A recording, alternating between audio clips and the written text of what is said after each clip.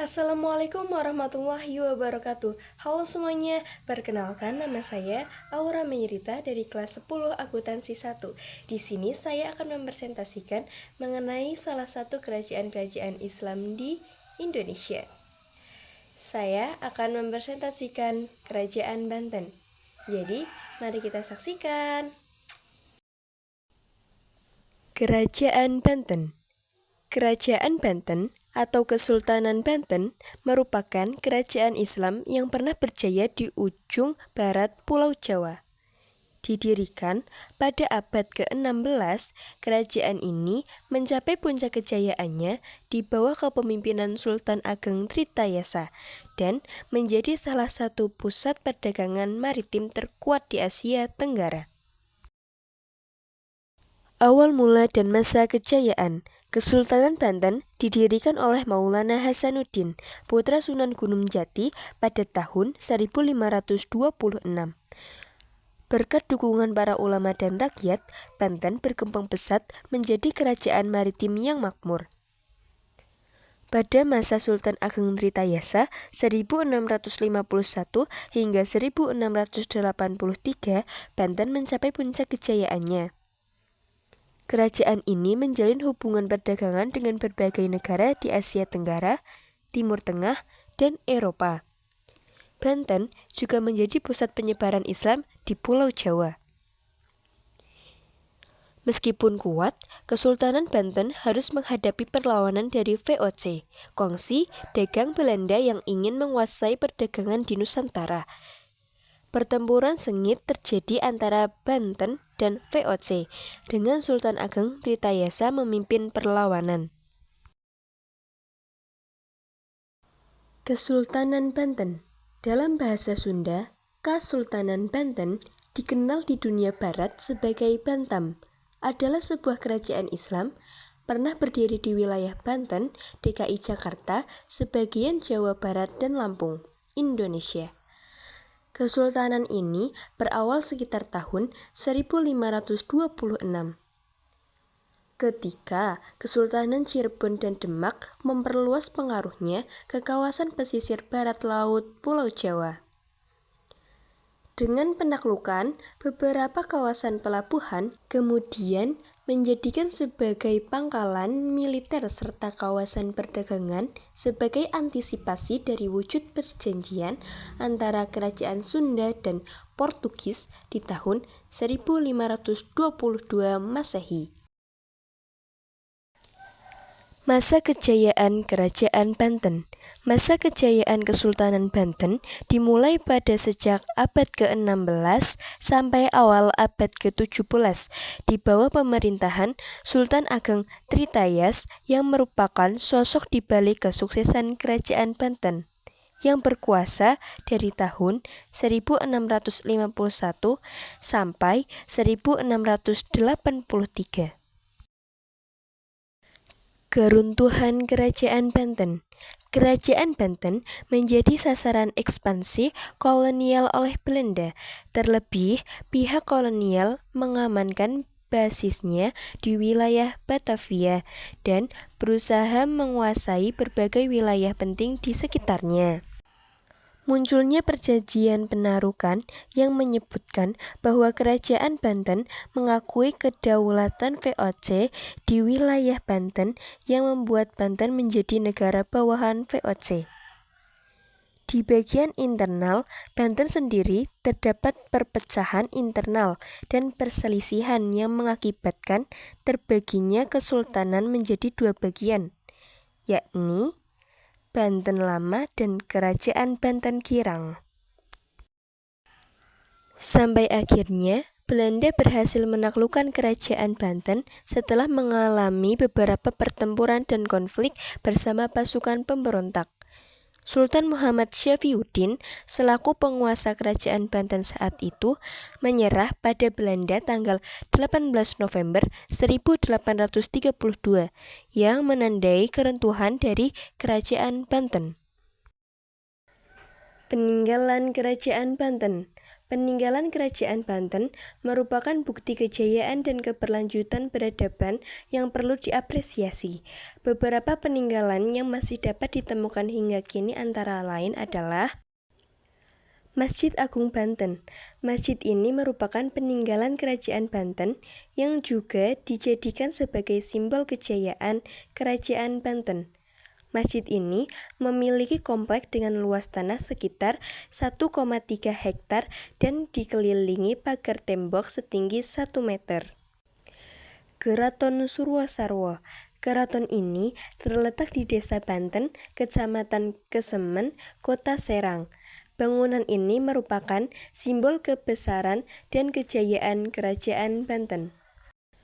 Benteng Spilwijck. Benteng ini merupakan bukti penjagaan Kerajaan Banten atas serangan laut sekaligus digunakan untuk memantau aktivitas pelayanan. Vihara Avalokitesvara. Vihara ini menjadi bukti akan keterbukaan Kerajaan Banten dengan seluruh agama, di mana pada dinding vihara terdapat relief legenda siluman ular putih. Danau Tasikardi. Danau ini adalah danau buatan pada masa pemerintahan Sultan Maulana Yusuf dengan lapisan batu bara dan keramik. Kondisi sosial Kerajaan Banten bermula ketika Syarif Hidayatullah atau Sunan Gunung sebelum berdiri Kerajaan Islam Banten, wilayahnya merupakan bagian dari Kerajaan Sunda, di mana mayoritas masyarakatnya beragama Hindu dan Sunda Wiwitan. Raja Kerajaan Banten yang pertama adalah Maulana Hasanuddin, putra Sunan Gunung Jati, salah satu anggota Wali Songo.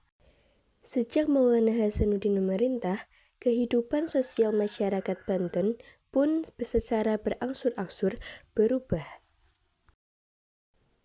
Pengaruh Islam semakin kuat menyebar di masyarakat, bahkan hingga ke pedalaman.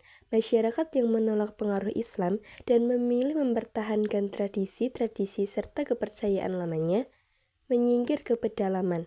Mereka inilah yang dikenal sebagai suku Baduy, yang menganut kepercayaan Sunda Wiwitan.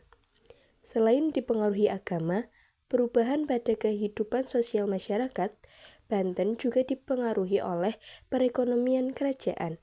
Kerajaan Banten merupakan kerajaan maritim, di mana kehidupan perekonomiannya bertumpu pada perdagangan internasional.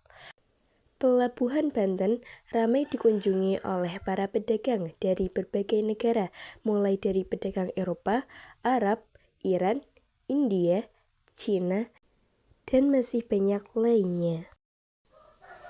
Kondisi ekonomi Kerajaan Banten. Ekonomi Kerajaan Banten bertumbuh kepada perdagangan. Kerajaan Banten memegang monopoli perdagangan lada di Lampung yang menjadi komoditas terbesarnya. Hal ini membuat Kerajaan Banten berkembang pesat dan menjadi pusat niaga yang sangat penting. Lada diekspor ke luar negeri sehingga dapat meningkatkan perekonomian Kerajaan Banten.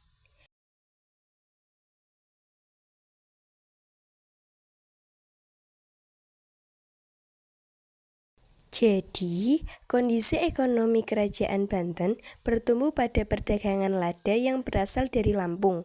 Lada diekspor ke luar negeri semakin meningkatkan perekonomian Kerajaan Banten. Raja-raja Kerajaan Banten. 1.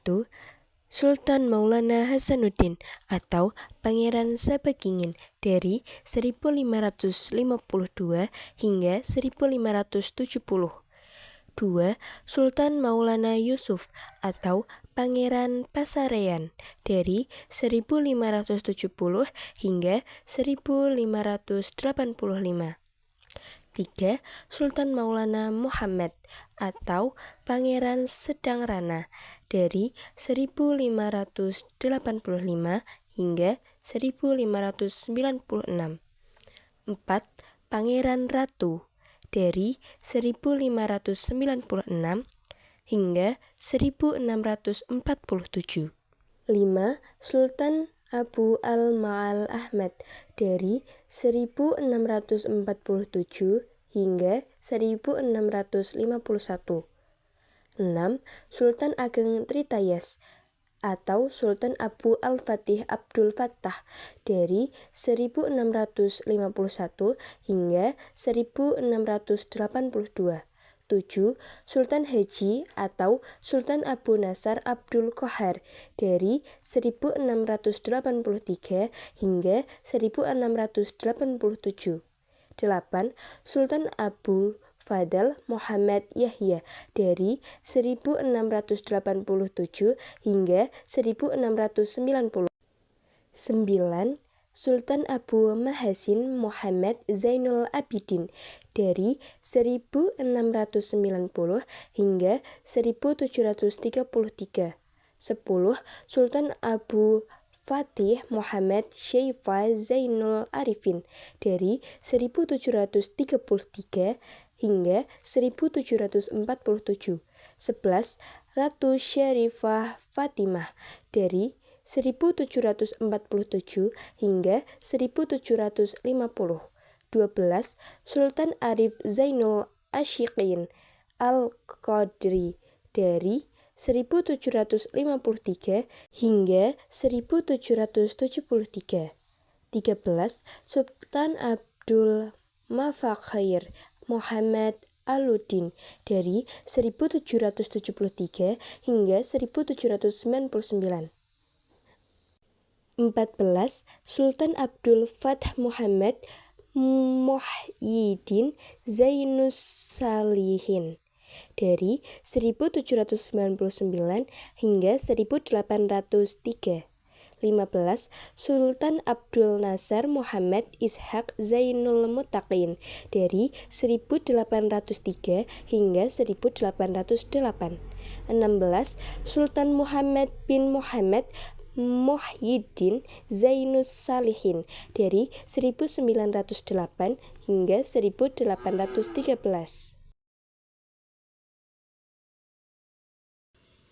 Nah, dari video tadi dapat disimpulkan bahwa Kerajaan Banten merupakan kerajaan yang pernah berjaya di ujung barat Pulau Jawa dan di bawah pemerintahan Sultan Agung Tritayasa, dan menjadi pusat perdagangan maritim terkuat di Asia Tenggara, serta pendirinya yaitu Sultan Maulana Hasanuddin.